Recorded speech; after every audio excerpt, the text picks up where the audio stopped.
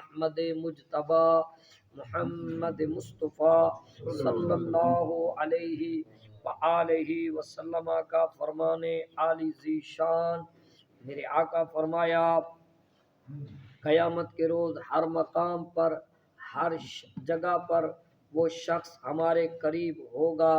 فرمایا جو ہماری ذات پہ کثرت سے درود پاک پڑھتا ہوگا۔